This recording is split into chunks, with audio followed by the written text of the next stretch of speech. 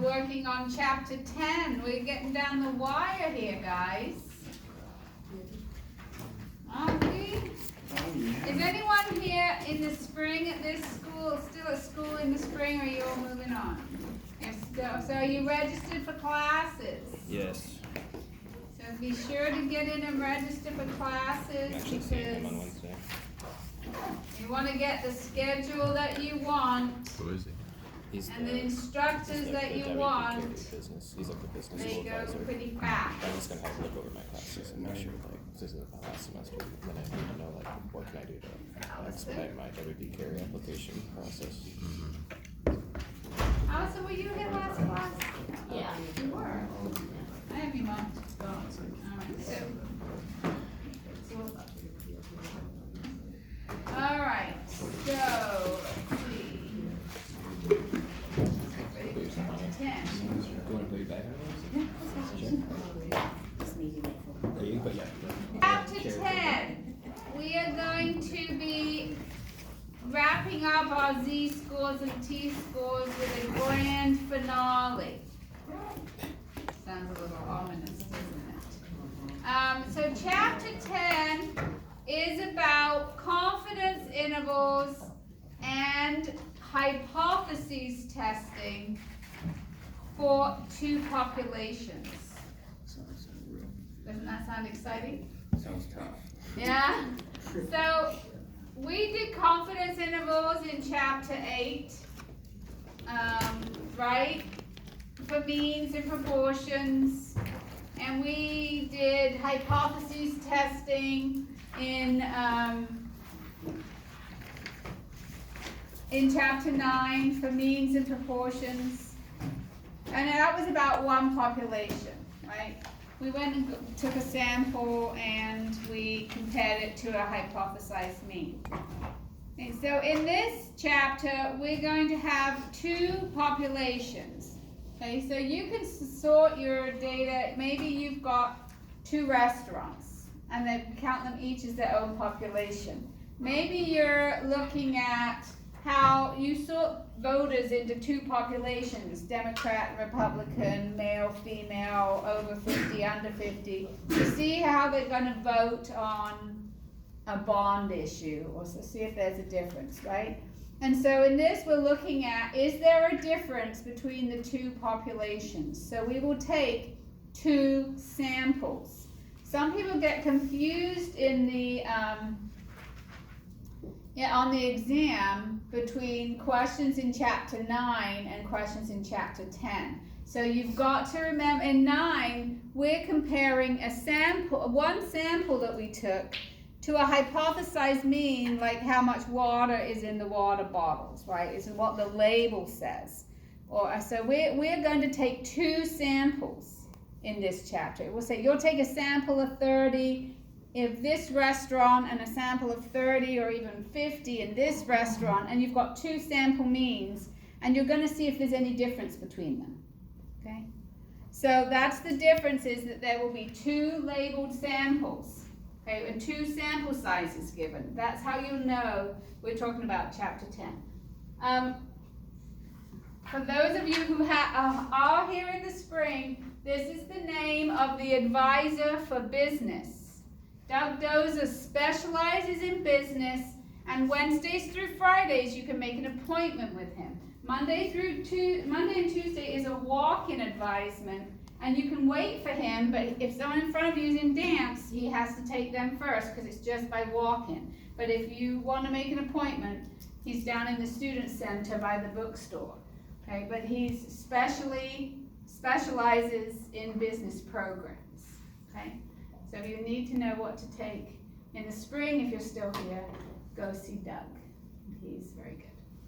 All right. Oh, who's in accounting this semester? 212? Who's coming to accounting game night? Has your teacher told you about accounting game night? No. Oh my God. Okay. All of you in 212. Accounting game, for the last 2 weeks, I've sent out announcements to all the instructors, and I even write, just cut and paste this into Canvas. accounting game night is on next week, Thursday, November 21st, from 6 to 8 p.m. Okay, I am providing pizza, water, cookies, I have a can or something. And what it is there are interactive tables for you to learn different stuff, but there's also there'll be a section for 111, a section for 112, a section for 212, where there will be a review of 30 question multiple choice to get you ready for your comprehensive final exam. It is extremely helpful and pointed towards your final exam, and it is information that is not available anywhere else. You cannot go make it up in the Learning Center. They're not giving it out anywhere. It's available only on accounting game night. Okay. Last year there was almost 100, last year in the spring, 100 people at accounting game night. You need to come to accounting game night, Thursday next week, 6 to 8. Okay, there'll be prizes, there'll be like gift cards to the bookstore, okay, there'll be food. Come to accounting game night. Something else I was going to say. But anyway, oh, there is also going to be on December 7th, in case, you should always, if your teacher didn't tell you, you need to check the bulletin boards. Saturday, December 7th, there is, Stephen is going to lead in here. The library puts an event on, but we're too big for them, so we do it down here. I think in BUS 104, there's a final exam study review on Saturday, December 7th. And what it does is, at 11, they do chapters 5 to 11 at noon, because you guys have to do chapters 1 through 4. At 1, they do chapters 12 to 18. I think 2 o'clock would be you guys' chapters 19 to 26, and appendix C or D or whatever you do. And at 3 o'clock is stats. Okay, so on Saturday, December 7th, there is a stats exam review at 3. And those of you who are in 212, you come at 2 and go to that and then that. Okay, and it's in BUS 104. So it'll be in here on a Saturday right before finals. Is that 1 hour long? What's that? Is it 1 hour? Yeah, how long is it? Yeah, I think they're like 50 minutes or, to allow transition. If you want to, you guys could come to this because, by 212, you guys are kind of experts at journal entries by then because you've done it in 111, 112, and 212.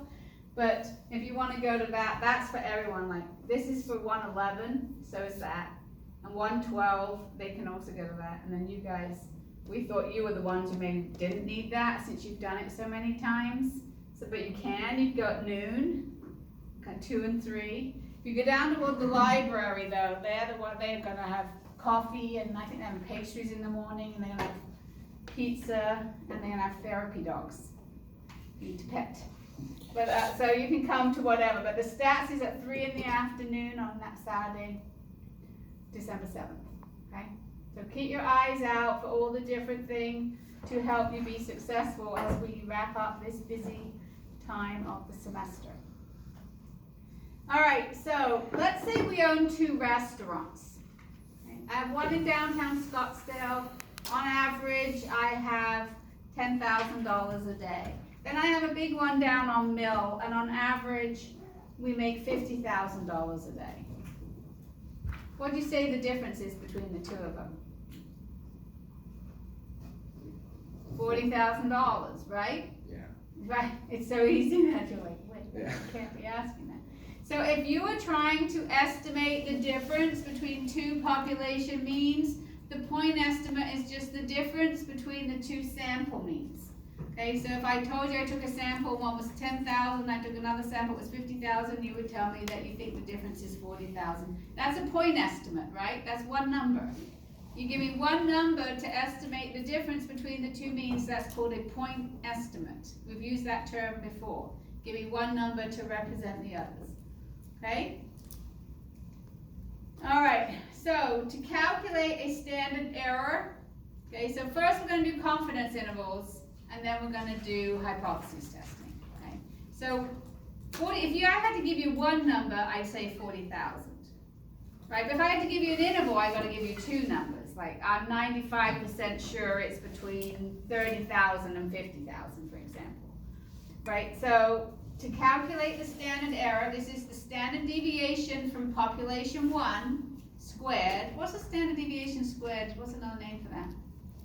Variance. The variance, okay, so this is the variance from population 1 divided by the sample size you took from population 1, and then this is the the variance from population 2 from the sample size. So it might be that I take a sample from my restaurant in downtown Scottsdale. Let's say I sample 50, but I might take a sample of 210p. Why might I take different sample sizes? Yeah, because it's bigger than that one, right? So maybe it's proportionately I'm taking the same, like, you know, a percentage. But you don't have to always take a sample of 30 from here and a sample of 30 from here. If this is bigger, I might want to take more. So they don't have to be the same sample sizes.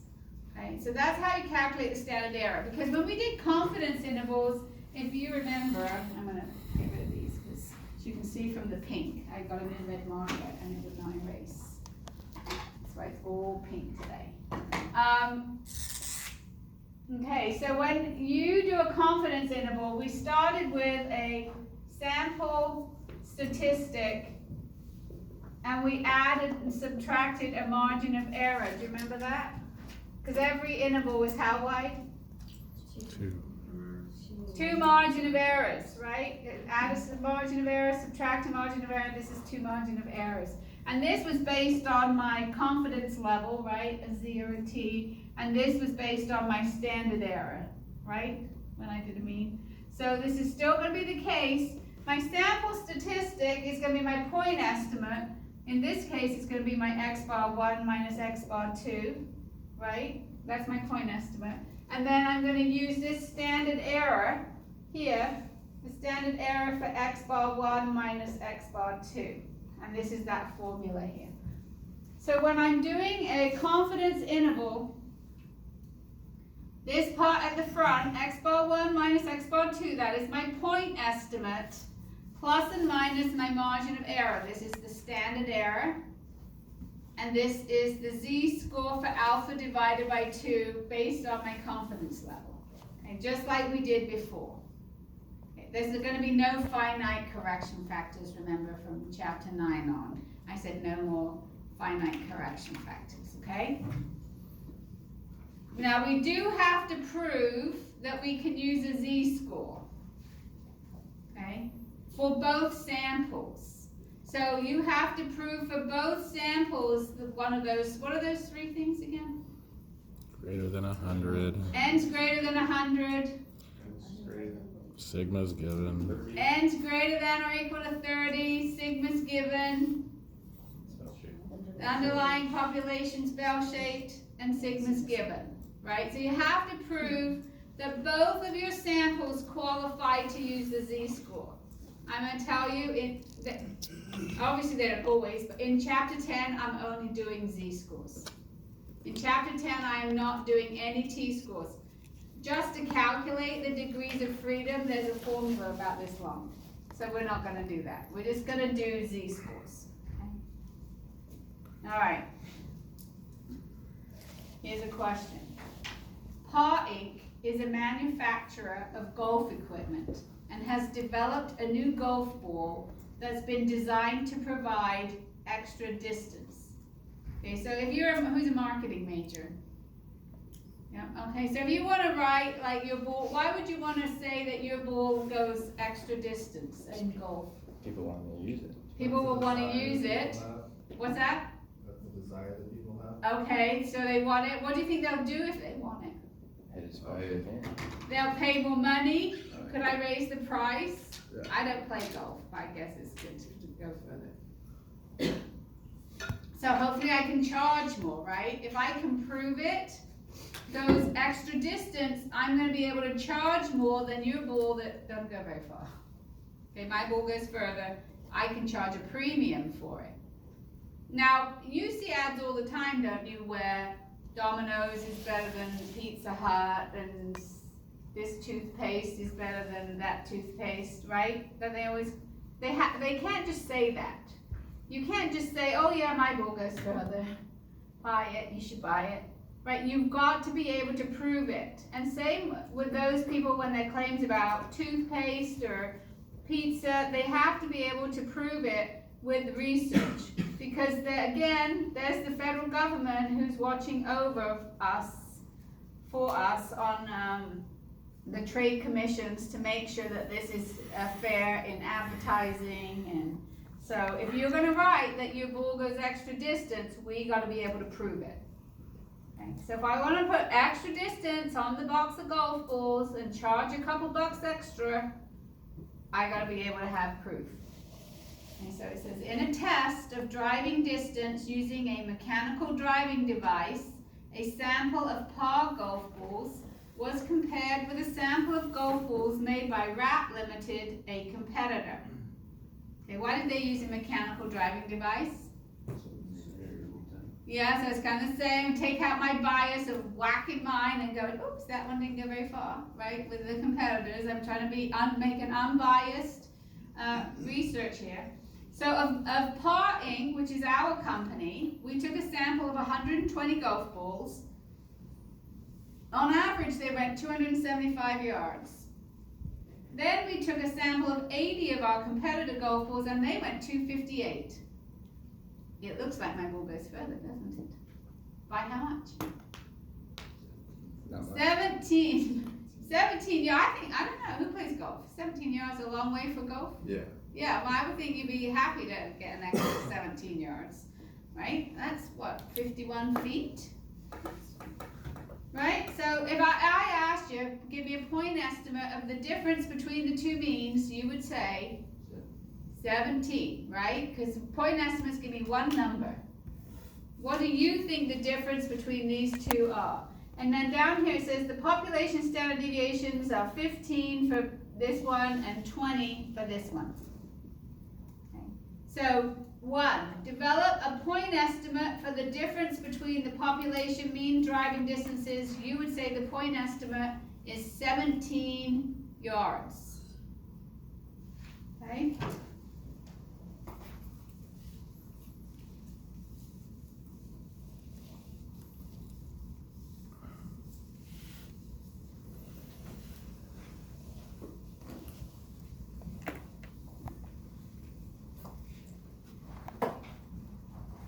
Okay, so now we have to do a 95% confidence interval for the difference between the population mean driving distances.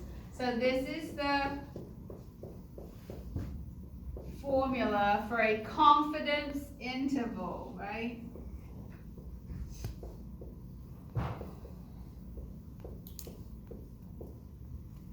All right, so first we were kind of given the information in a table, which is nice.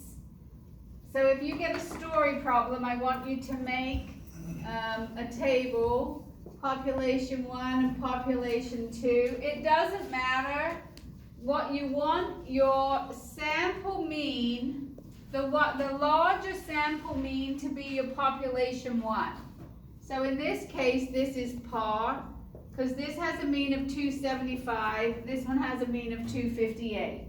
You want population 1 to have the larger mean so that you don't keep working with negative numbers, right? Because this would be, if this was the smaller number, that would not be good, right?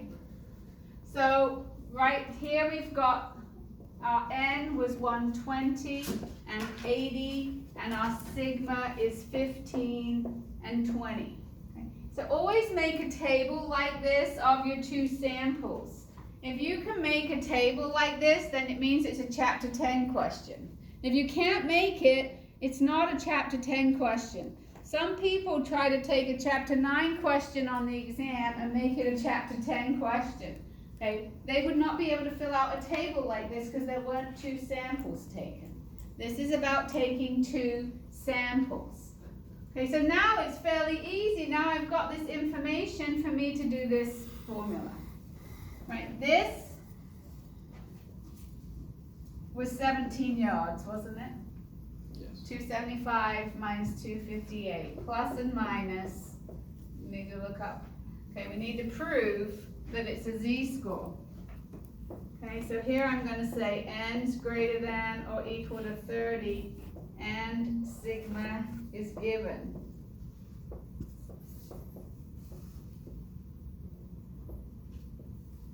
That means I can use a z-score.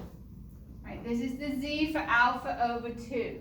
The question asks me to make a 95% confidence interval. What is alpha? 0.05. So I need to look up the z-score for 0.025. Do you agree? Do you remember what it is? 1.96. You go into your booklets, it's exactly this. Okay. Would look like that. Okay.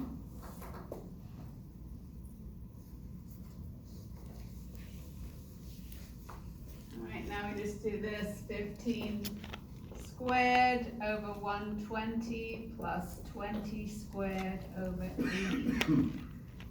If I were to ask you in part A, what is the standard error? Tell me what the standard error is. Let's do the math.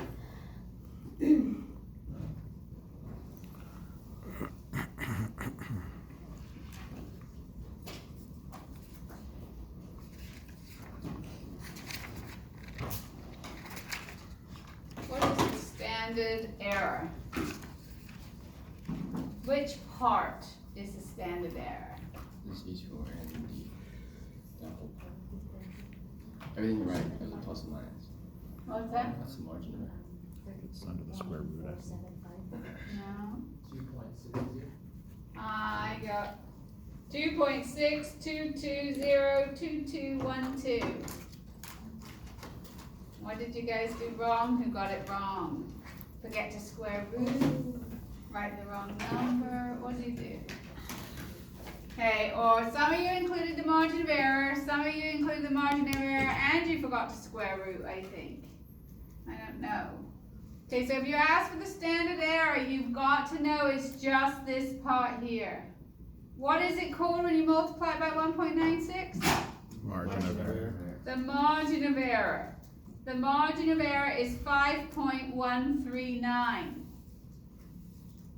Okay. Got 17 plus and minus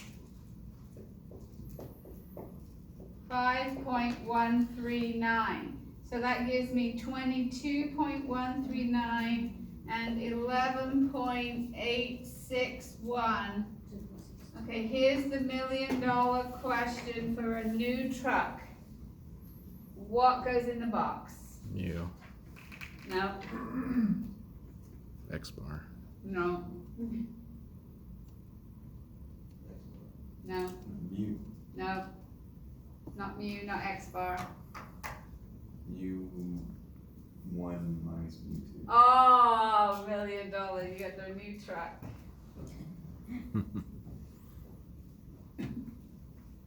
mu1 minus mu2. Okay, that is, we are 95% confident that the true distance between these two golf balls is somewhere between, let's say, 12 and 22 yards. Okay. I'm 95% sure. So can I put extra distance on my box? I can, because I've proved. So here's the thing with a confidence interval here, with the difference between them. If both the numbers are positive, right, and this is mu1 minus mu2, right, these are both positive, aren't they? Both of those numbers. If the only way that these can give me both positive numbers is if this number is bigger than that number, right?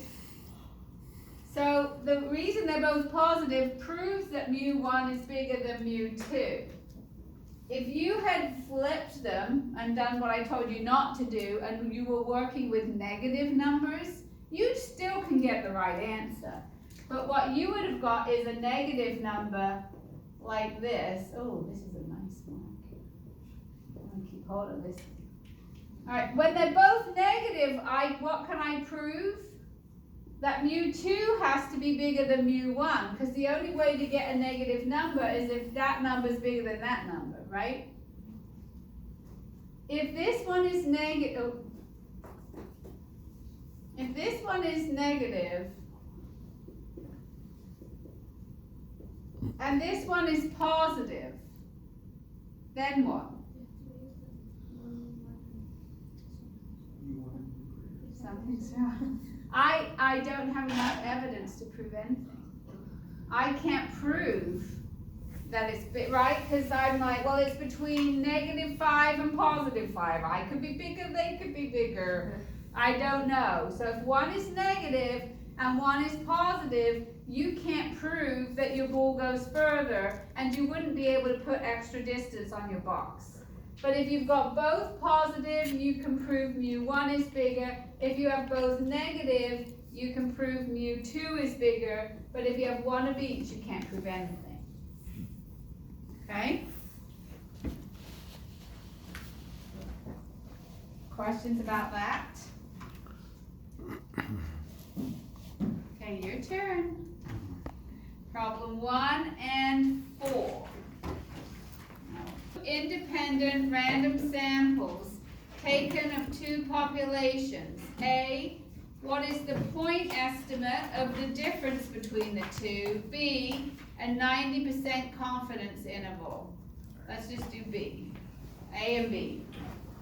Do part C, but I'm going to ask you a critical thinking question. We're going to go on to number 4. So let's see if you're right.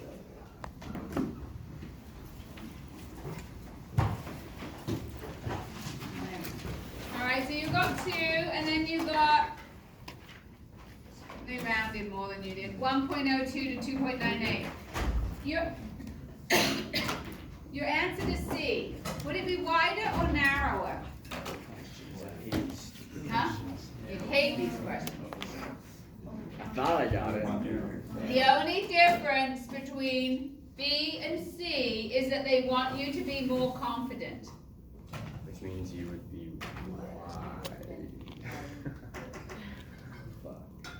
Does that mean my interval will be wider or narrower?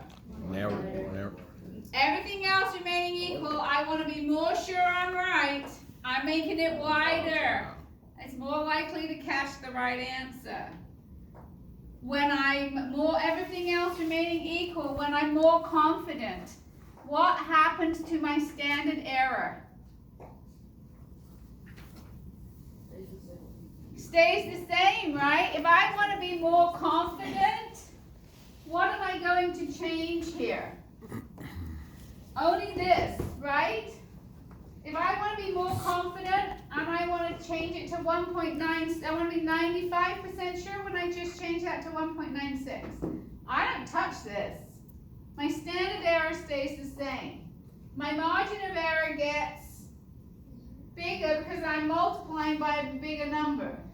My margin of error is bigger, therefore my interval gets wider because every interval is 2 margin of errors wide. Okay, well, so I hope you enjoyed your little sit down, but I think our next thing was you to do question 4. There we go. So here is number 4. This is what I want you to do first. I'm just going to put the story up. I want you to make the table of information. Make the table of information. Condé Nast Traveler conducts an annual survey in which readers rate their favorite cruise ship. All ships are rated on a 100-point scale with higher values indicating better service. A sample of 37 ships that carry 500 passengers, or fewer than 500 passengers, resulted in an average rating of 85.36, and a sample of 44 ships that carry 500 or more passengers provided an average rating of 81.4. Assume the population standard deviation is 4.55 for ships that carry fewer than 500 passengers and 3.97 for ships that carry 500 or more. So make the table with the information in first. Then we're going to do a point estimate and a 95% confidence margin of error and a 95% interval. It's interval.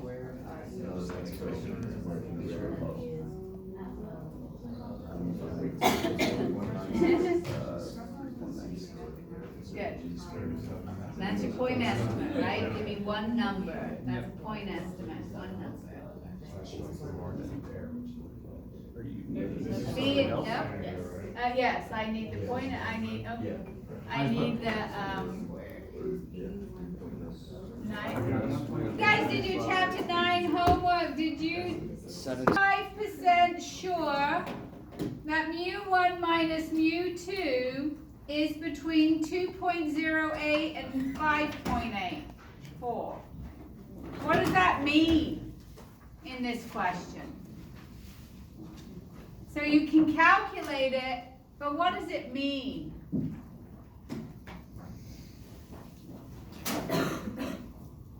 In this, remember, for your population 1 is, this was your population 2.